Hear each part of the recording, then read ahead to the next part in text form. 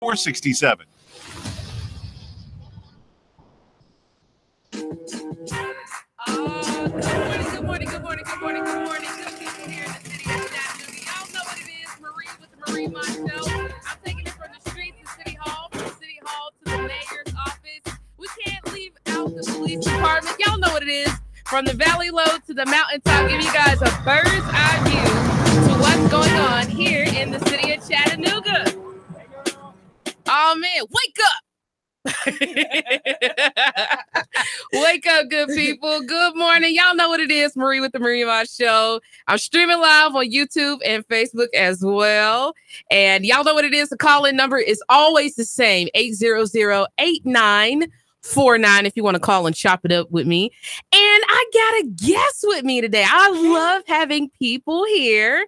And why? Because this is a community platform. The show is not just, even though I am the star of the show, I am not a star without other people who are stars with me. This is about community. And there's so much going on in the city of Chattanooga. And we can't just focus on the negativity, the bad things, the things that are going wrong. We have to have solutions to the problem. And so I have a person who is a problem solver here.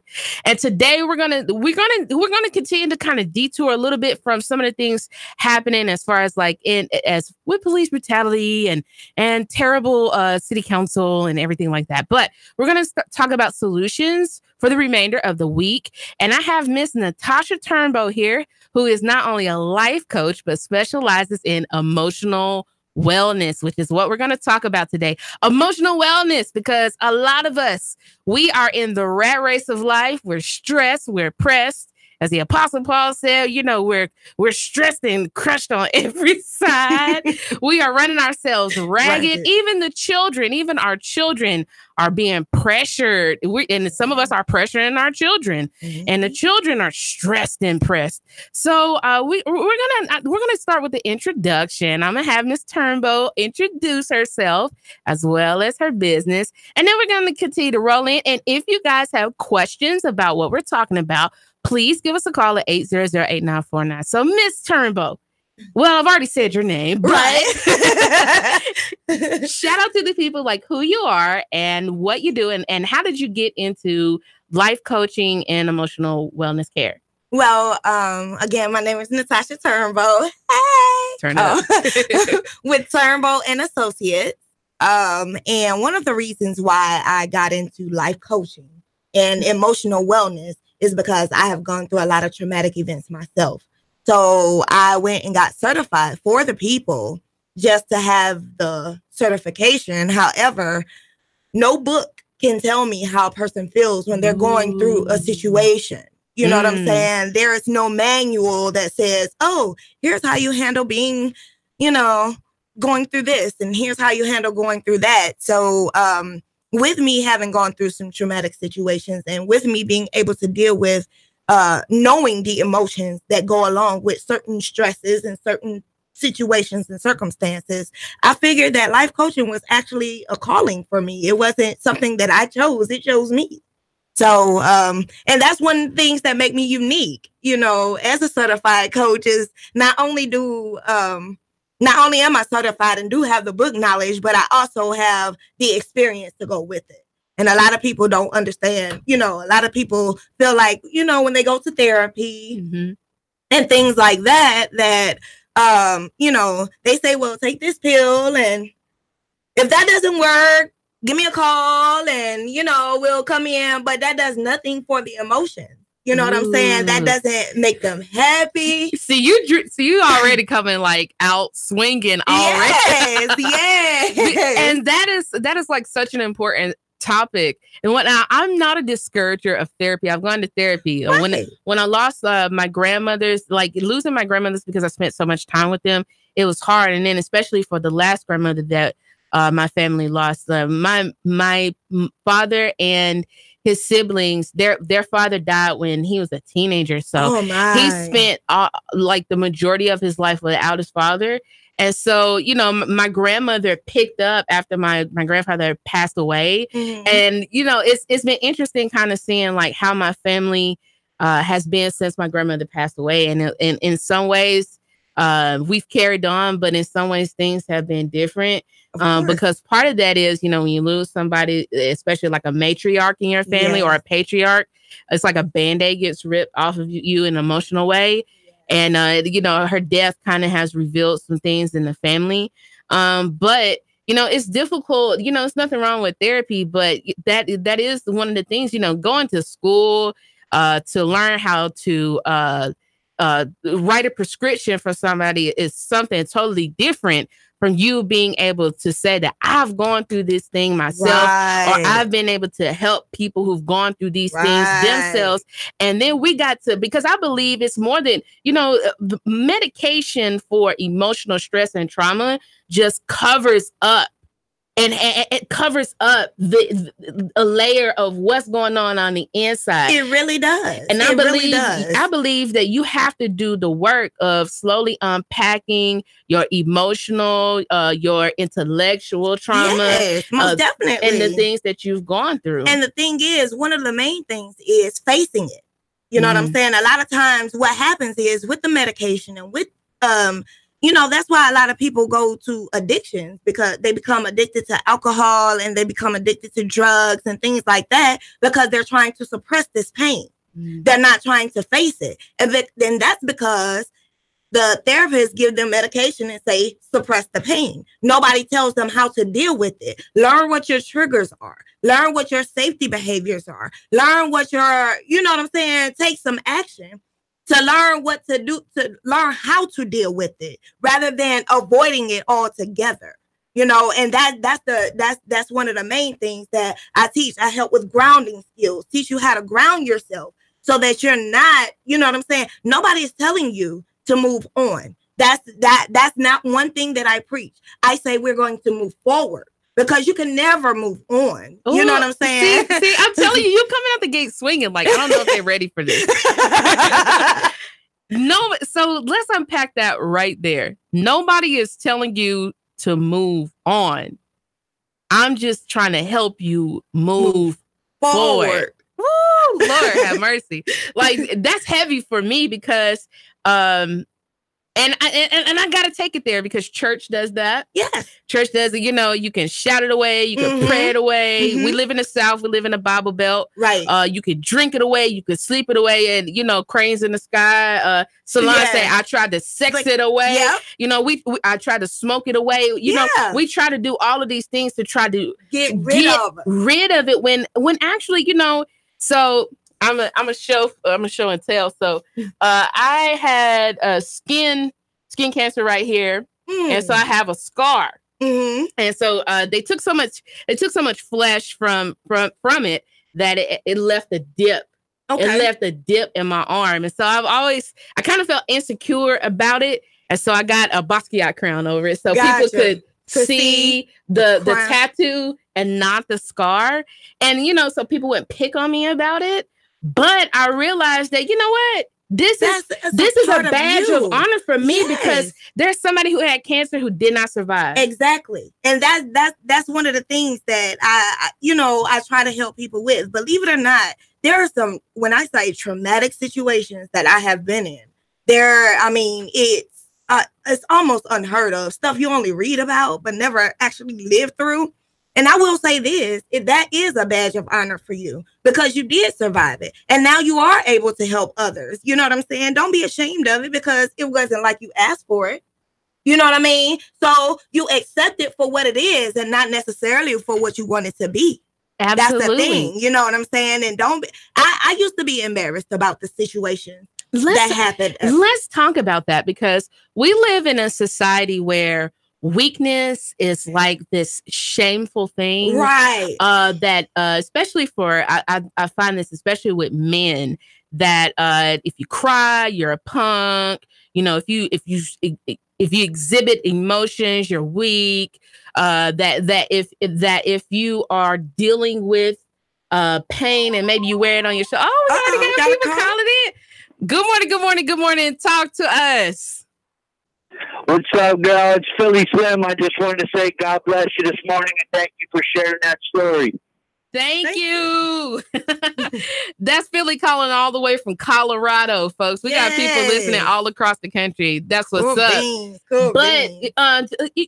Let's talk about that. Why do you believe that people have made a traumatic experience, that people have made painful situations, or just even exhibiting these things in society? Why do you think that people have made that a shameful act? Because back in the day, when a lot of us didn't have rights, especially like women and things like that, what they found out in the psychiatry part of things is that women were being abused or they were being raped and things like that. But it wasn't until the men came back from war that they started exhibiting the same symptoms that the women who had been raped and everything, and they were taught to suppress them. If you tell anybody, you're gonna, you know what I'm saying? We were told back in the day that if we were to tell anybody, it would just make you look, nobody's gonna love you, nobody's gonna like you, and that is not the, identity that we wanted. That's not the character that we wanted. So we were told to hide that. We were told to sit on that. But when the gentlemen started coming back from the war and they started exhibiting the same symptoms, they said, oh, okay, now we're going to claim it as PTSD, post-traumatic stress disorder. You know what I'm saying? And that's how women who were raped started getting treatment, because they were exhibiting the same, the exact same symptoms. The depression and the closure and everything being so, because they could, the military men the veterans, they couldn't decipher between civilian life and war life. You know what I'm saying? And what happened was they're still stuck back in that war life, and we have to get them back on track. And so a lot of times when you're suppressing a rape or a domestic violence case, you know what I'm saying? You're still stuck right there. Ooh, you're still stuck right there. Oh man, like I'm loving how this conversation is like really, really developing. Man, think about that, dear listener, for just a second. So I have a saying that you cannot overcome what you do not confront. Yeah. And think about that. If this whole process started where people could even begin to identify post-traumatic stress disorders, anxieties, because of military servicemen. And you just said something interesting. And I want to just pick that apart for a second.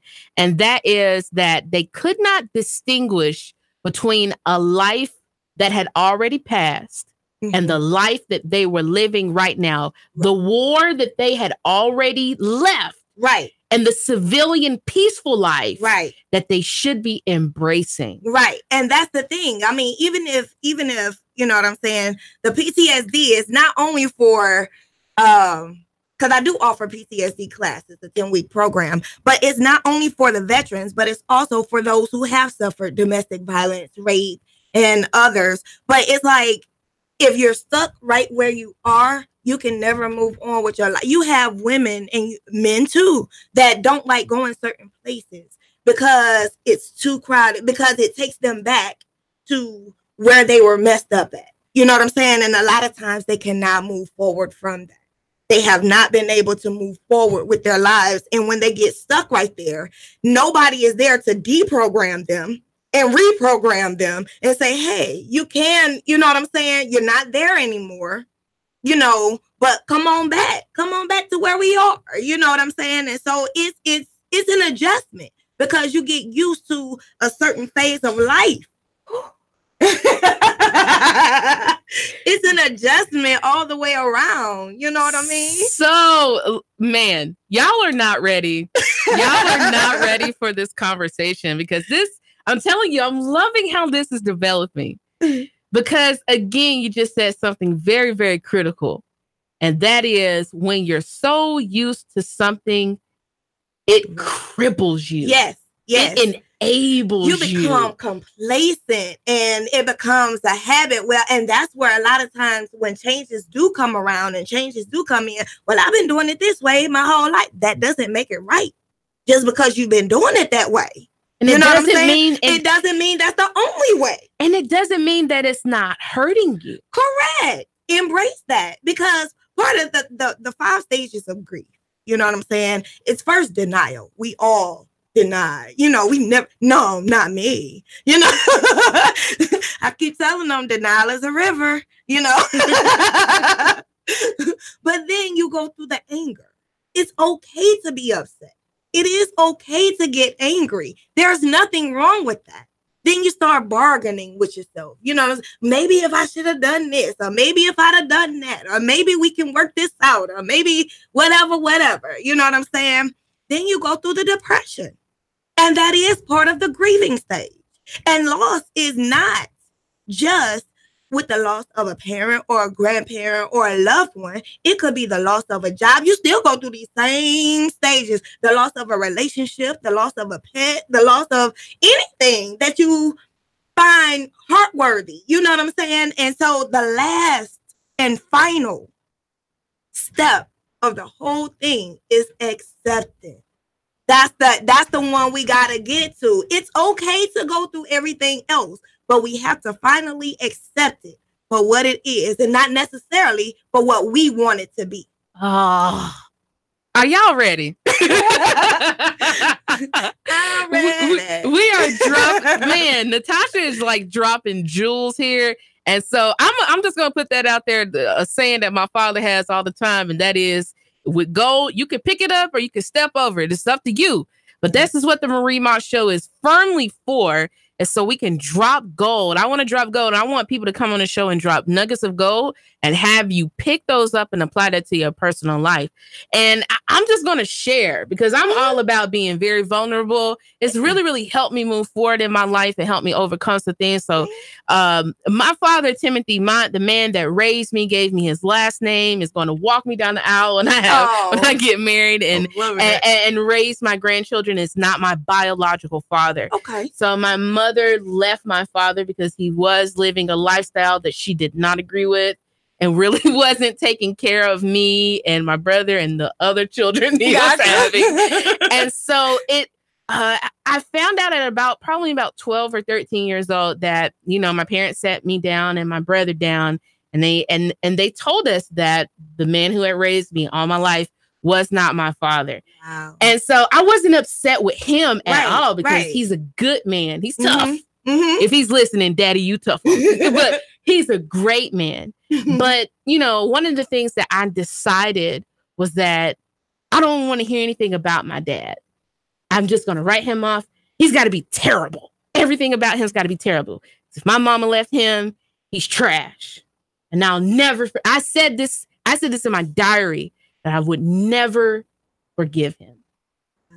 Wow. Now, oh man, okay. That's heavy right there. Yeah. Like that's really, really heavy. But I had decided this without, first of all, even knowing about him, knowing where he came from, how he was raised, because people don't raise themselves. Exactly. His own pain. Correct. And then and that's where the snowball effect comes in. I would tell my children when they were going to school and everything, I said, one thing that you have to consider is that what you do not only affects you, but it also affects the people around you. So while you're acting up in school and it has to escalate, you got about 20 students in the classroom, right? So you're acting up. The teacher got to stop what she's doing and make these other 19 children listen to her, get on you, her or him. You know what I'm saying? And then depending on the situation, if it escalates, now we got to get administration involved. Then they got to get the principal involved. Then they got to call me. And that's thousands of people that I could be helping that you taking away. Hello. Because of one thing that you did. And a lot of times people don't realize the effect that it has on everybody else. And so I'm saying, as far as you growing up, here's one thing that you have to consider. Even though you may not have known or at that time wasn't with your biological father, 23 chromosomes of his DNA is running through your body, But one of the things that I discovered, and man, we're like running down the clock right now, and it's cool because Natasha is going to come back, you guys. I hope you guys are feeling I will be back. I will definitely be back. I started discovering that I had a lot of anger, a lot of resentment, and I went to an event that helped me be able to say that aloud for the first time as an adult. Yeah. It took me to my 20s to be able to talk about that in public. And I found where he was buried because I didn't know where he was buried. And I stood over his grave and I forgave him. And for the listener who's listening, please, you know what?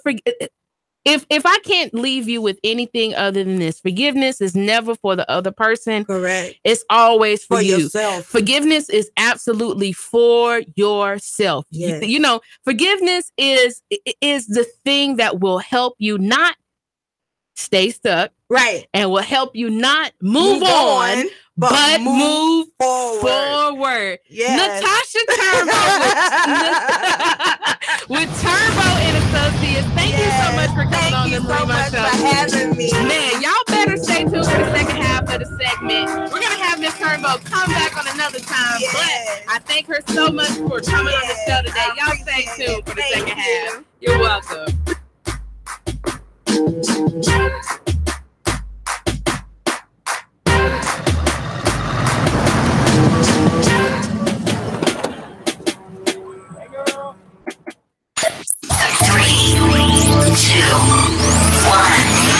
Chattanooga Radio, Digital FM 95.3 HD4, 92.7 FM's news now. Georgia State Parks are doing their part in giving evacuees a place to stay. Campsites at Cloudland Canyon are available at no charge for anyone fleeing the storms. Park rangers say there are no water or electrical hookups at the moment, but you're free to set up camp to escape the storm. Chattanooga police trying to track down an arsonist who set fire to a church. Piney Woods Baptist Church on East 52nd Street was set ablaze early last week. Chattanooga Fire spokesman Bruce Garner tells the press the fire investigator is quite confident that this was arson. The investigation is ongoing. A $5,000 reward is up for info, leading to an arrest. And Georgia Governor Nathan Deal has issued a state of emergency for all 159 counties in Georgia. The governor in a statement said the state is mobilizing all available resources to ensure public safety ahead of Hurricane Florence. Val St. John for Nooga Radio, News Talk 92.7, Action News Now. Let's face it, Old Faithful isn't as faithful as it used to be. Constant repairs are a hassle and can rack up quick in money and time. Landers McClarty Ford can fix that. Right now, you can get a 2016 Ford Focus, 34,000 miles, only $11,491. A 2017 Chevy Spark with only 17,000 miles for less than $12,000.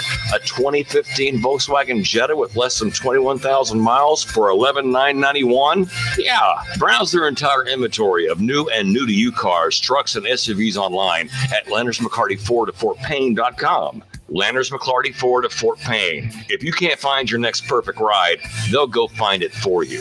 Big city selection, small town prices, friendly service, and top dollar for your trade. The savings are waiting and only a short drive away, so what are you waiting for? Get started with your personalized shopping today at Landers McClarty Ford of FortPayne.com.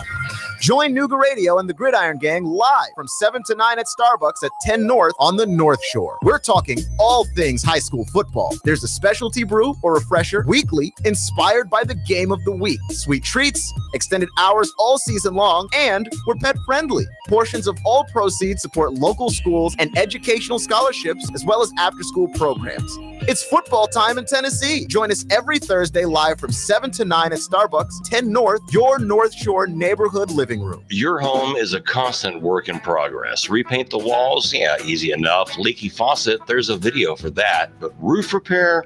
You might want some help. That's where Chattanooga Roofing Contractors come in. They have 3 generations of roofing excellence you can count on.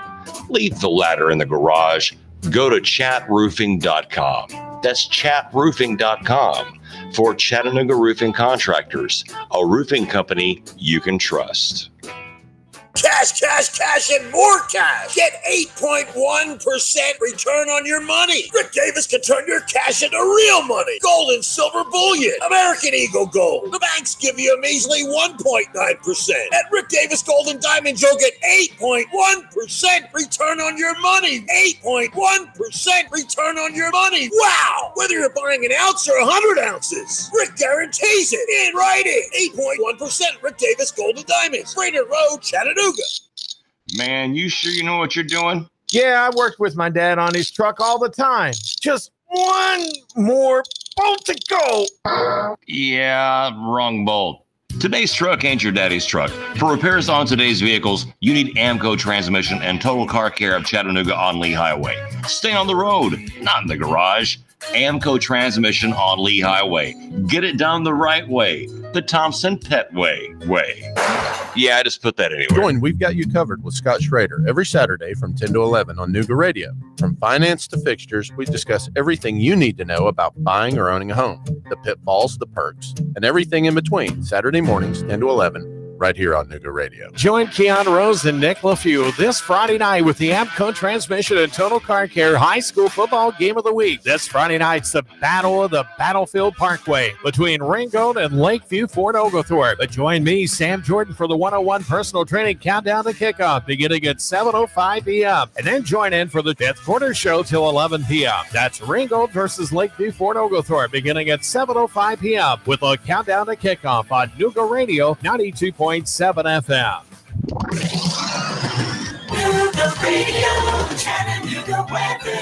Expect partly cloudy and hot weather out there for your afternoon. Could see a spotty shower or storm. Most of those, though, will stay along the plateau. Highs into the upper 80s to near 90. Tonight, muggy, warm, low 70 to 72. For Friday and Saturday, lots of sunshine, dry and hot, highs of around 90. Control your diabetes with the help of Hamilton Diabetes and Endocrinology Center. Now in Dalton and Ringgold. For more, their number 706-278-1622. And I'm Sortine 12 Chief Meteorologist Patrick Ford. Nooga Radio 92.7.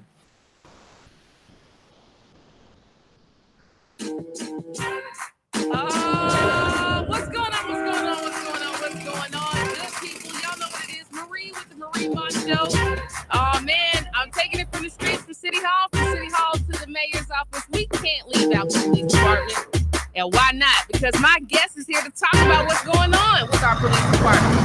I'm giving you guys a bird's eye view of what's going on here in the city of Chattanooga. Oh man, I have the mother of the first young lady who had an experience of being brutalized at the hands of the Chattanooga Police Department. And her name is Miss Avery Gray. And she has something to say. I didn't make that rhyme, but she has something to say. Some people may think, let me take a moment and say this. Some people may think because you haven't seen her too much that she forgot about what happened to her daughter. Nah, she's been taking care of her baby.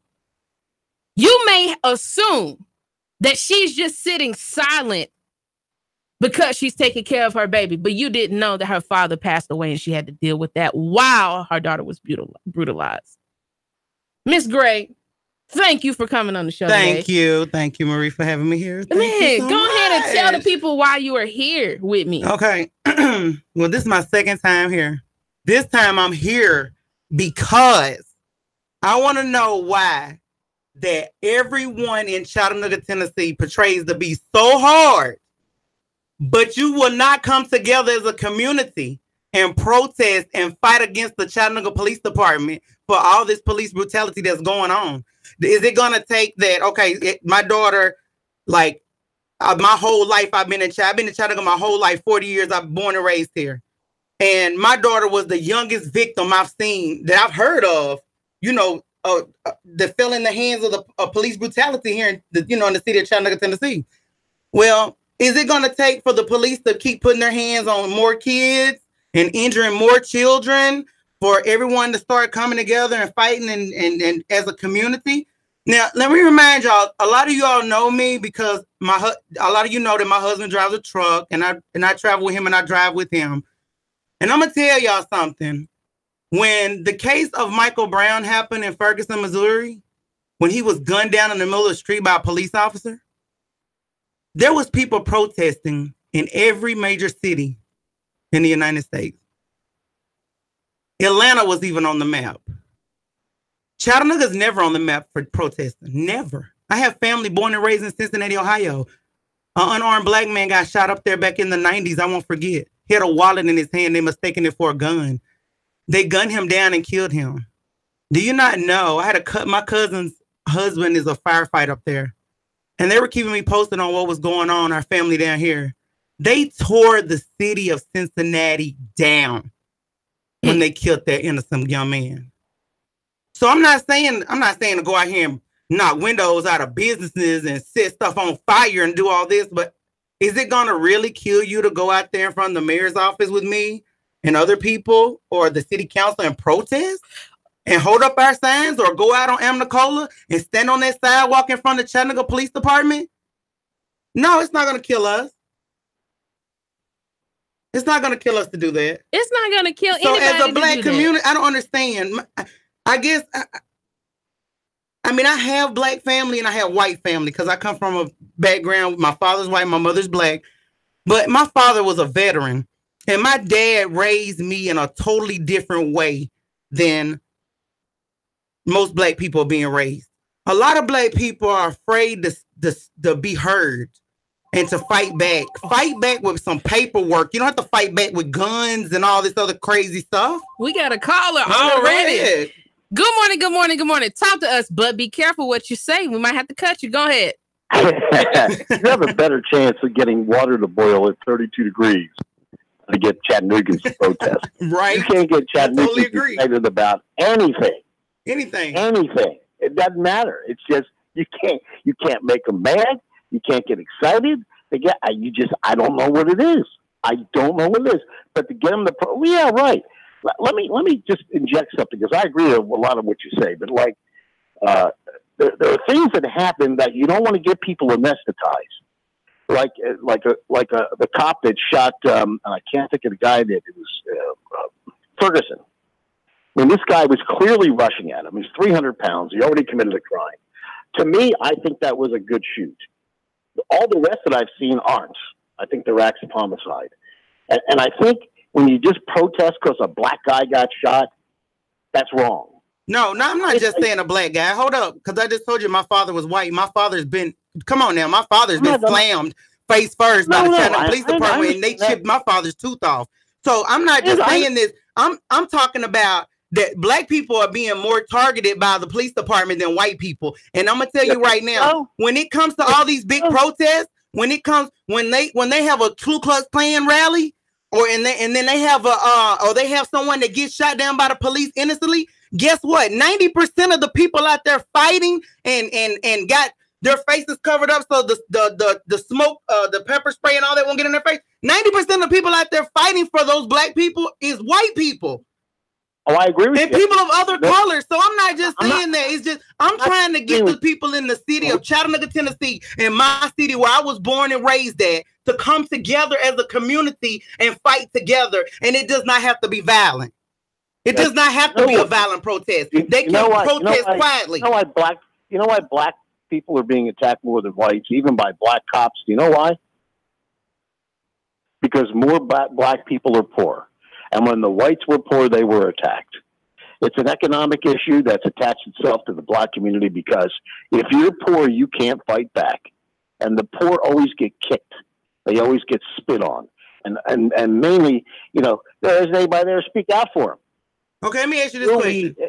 Until we grow the economy in Chattanooga and pull people up and help them become successful and give them power. And part of the power is the Bill of Rights to empower themselves. Nothing's going to change. You can't depend on the community. You can't depend on government. I mean, seriously, the only thing you can depend on is yourself. And people have to get educated and say, I'm not going to put up for this. I'm not going to stand up for this. I'm not going to plea. I'm going to say not guilty. You put me in front of a jury, and if you lie, I'll sue you myself. This is where people have to be educated. Parents have got to educate their children on their basic rights, because government isn't doing it. They want us to stay stupid. Exactly. But I love what you're saying, and I love your show. Thanks. Thank you. Okay, so one thing that I definitely want to highlight is that while crime, so the first thing is that crime has everything to do with location, radius, geography, where you are.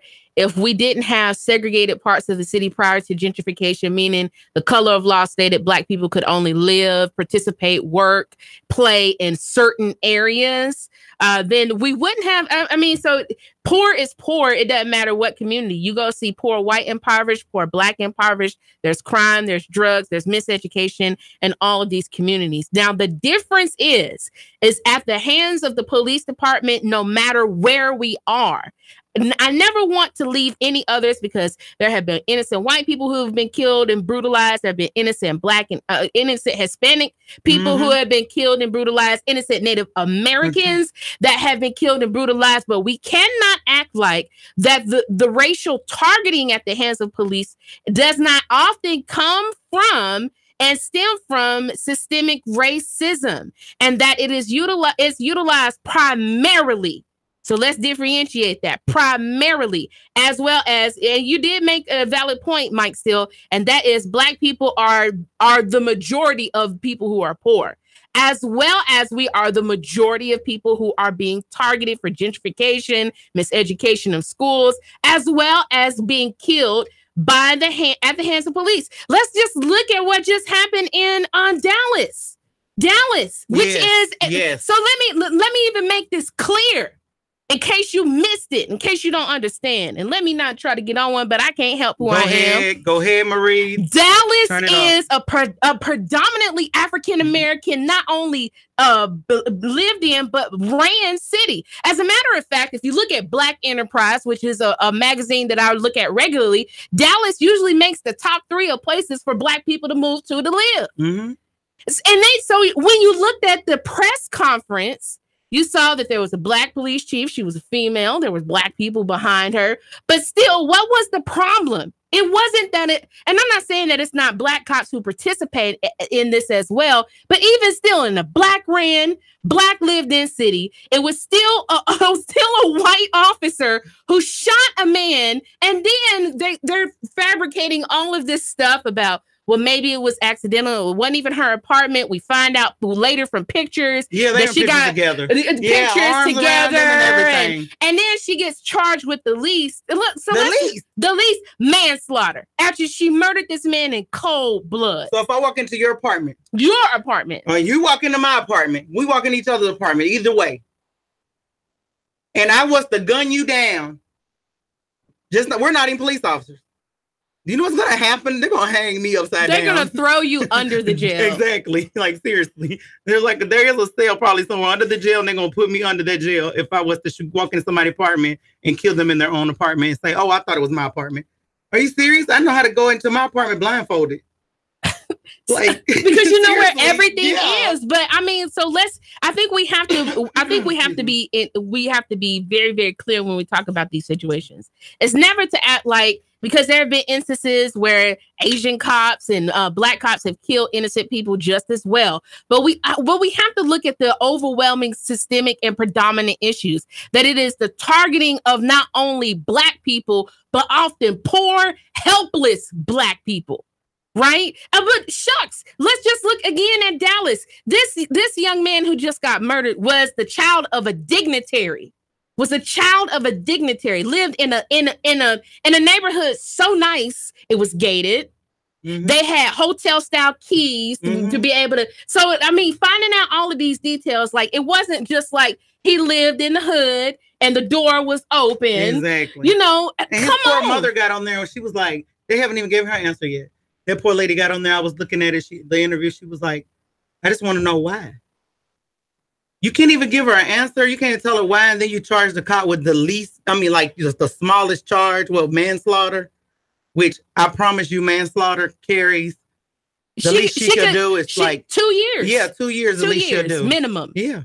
2 years. And that's all dependent upon, even if the district attorney wants to follow up by pressing charges. And so the whole reason that I wanted Avery Gray to come was not only to give context as a mother, because let me explain something to make it very, very clear. No person should ever have to outlive their children, except it's just something that they can't control. Like they get cancer. Exactly. You know what I mean? They get cancer and they get taken out of here. But for us to continue to have not only adults, but now we're having young people and children from the poorest we community. Take care of our kids. My kids have been raised so well. I'm not bragging or nothing, but my kids, like, seriously, are some spoiled brats. and they've had a really good life. They've traveled and seen all types of cities, big cities and everything, right? And I have to, let me tell you something about my children. I have to sit down, and my kids, they understand. I have to, even before this even happened to my daughter, I told my son, my oldest son, I was like, look, when he first started driving, I was like, look, his dad told him, put your wallet in the cup holder. Don't even keep it in the armrest, because we don't want you reaching.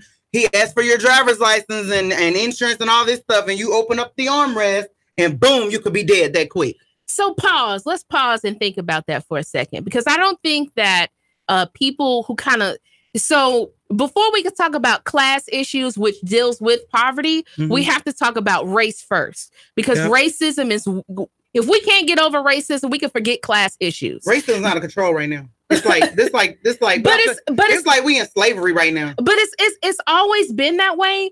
But it has been racism, but it's just gotten worse. It's just gotten worse. I'm gonna tell you something. I'm gonna tell you what brought out all this racism. People, believe it or not, I watched the presidential campaign, followed and everything. If everyone paid attention, a lot of people, this is what a lot of people do not do. When they read something, they'll read it so quickly that they'll miss the most important thing in there that they're reading. Mm-hmm. And then they'll speak on it, right? Mm-hmm. And they'll be totally wrong. And then, or they'll watch something on TV and they'll be like, well, this and this happened, or this and this and this said. They're just like, if I whisper something in your ear when we're in school, did this happen to you? Did your teacher ever say, she whispered something in one student's ear, and by the time it gets around to the classroom, it was something totally different. Okay, that's my point is, when Donald Trump went on campaign, when he was campaigning, he was the most trashiest person in politics. And he don't even know anything about politics, okay? He was just a piece of trash. Or he just does real estate. He's just a piece of real estate trash to me, okay? He was cursing. He was using all this profanity. He just brought it out. The people that's been holding it in all these years, they really didn't want to come out and use the N word no more. And they didn't want to come out and just flat out be for all the police brutality on blacks and stuff, or people of color. I was okay. Here we go. Got Donald Trump fan calling. Good morning. That is such a bunch of crap. That is a bunch of crap. There's not a bunch of crap. Donald Trump is trashy, okay? And he's racist, okay? He's trashy and he's racist, and I don't care what you say, okay? I will stand here and argue with you all day about that. You're talking about. Hold on. You don't know what you're talking about. You don't know what you're talking about because you're a Donald Trump fan. That's why you're calling me and telling you don't agree with me. President we ever had, which is Barack Obama, who was divisive, who tore this country up, was anti-American. Come on. Trump only responded to people coming after him. He didn't just come out and start cursing. If you attack, that's what New Yorkers do. That's what Philadelphians do. You attack somebody from New York or Philly, they're going to slice you. And that's what they did. That man has been attacked for everything. He has done more for the African-American community than Barack Obama will ever do. Democrats run Chicago, and 1,000 people died in the summer. Democrats run that. Black-on-black crime, they don't care. Black politicians don't care. I'm not saying white politicians do, but I'm not saying Donald Trump is any worse than Barack Obama. Well, Obama's the one that caused divisiveness in this country. Donald Trump has never said listen, there are no neo-Nazis. You can count them on your hand. No one agrees with that crap. No one agrees with that. I was raised in the Northeast. We're even colorblind up there. No one cares. I don't know what it is with the South. But you know what? If you just say Donald Trump caused all that, well, you're from up his way, so you're going to be there. You're going to support him. So you're from up his way. I am 60 years old. And you know how many people I've met that hate black people and I'm white? I can count them on one hand. In 1979, I went to a bar and a guy had a KKK shirt on. And I walked over to him. I said, that shirt offends me. Either leave the bar or I'm taking it off you. That's when I was tough. And he left. So I don't know where you're getting your news, but white people don't hate blacks. It's the news media trying to stir things up. Is that something new that just came out that we don't know anything about? So let me say this, because at the end of the day, this is not even about Trump. I don't even know how we got on a political tangent because that's not what this is about. It's not. No, I was using it as an example. What this is about is the fact of we cannot deny And at the end of the day, until America gets over race, because race is enshrined in law, sex, religion, war, news, race is enshrined in every facet of American life. We didn't build this system. The system wasn't created for anybody who looked like me, who looked like Avery, and definitely anybody darker than us. We're just living in a system that we didn't create and a system that we do not control. And the reality is that, yes, did Barack Obama... What good presidents have we legitimately had? I'd probably say since the beginning of this country. And even then, they still own slaves, and we can defend certain reasons of why they had slaves and everything else like that. But the reality is that there's no black person and even white person that lives right now that creates race. But the reality is that racism and skin privilege is something that you receive because of race classification, which gives you a privilege even if you are poor white. Now, you may encounter the sheriff or the municipal cop who's just trash altogether and will do like the cop did in Saudi Daisy and shoot you through your windshield. But the reality is it's going to happen 10 times more to African-American people. And the problem that I have is not just this happening to African-American people or anybody else, but then when you begin to have a situation where you're putting your hands on people's children, I want you to stop and think about something as we wrap up right now. Okay? At the end of the day, no mother should have to bury her child because somebody else shot them. And certainly because somebody who has a duly sworn oath to look after them, or as Mike Steele, think about it. You talk about it all the time, that police officers are supposed to be peacekeepers, not peace breakers. And it's supposed to be to protect and serve, right? No, actually not. That's what it says on the police card, to protect and serve. But we're getting served, we getting served upside our head. Yeah, that's what we're getting served. But bullets. At the end of the day, Miss Avery Gray is having to deal with the situation that until Chattanoogan's step outside of themselves and be concerned about one another, about community, and understand what happens to the few soon will happen to the many, what happens to somebody else will happen to you as well. Nothing is going to change. Y'all know what my moniker is. If no one has taken the time to tell you that they love you today, I love you, and it's absolutely nothing that you can do about it. Please, please, please, please come together over these issues. We cannot talk about class or anything else until we are willing to have a real discussion about race. 3, 2, 1. Chattanooga Radio. Digital FM 95.3 HD4. 92.7 FM's news now. Georgia State Parks are doing their part in giving evacuees a place to stay. Campsites at Cloudland Canyon are available at no charge for anyone fleeing the storms. Park rangers say there are no water or electrical hookups at the moment, but you're free to set up camp to escape the storm. Chattanooga police trying to track down an arsonist who set fire to a church. Piney Woods Baptist Church on East 52nd Street was set ablaze early last week. Chattanooga Fire spokesman Bruce Garner tells the press the fire investigator is quite confident that this was arson. The investigation is ongoing. A $5,000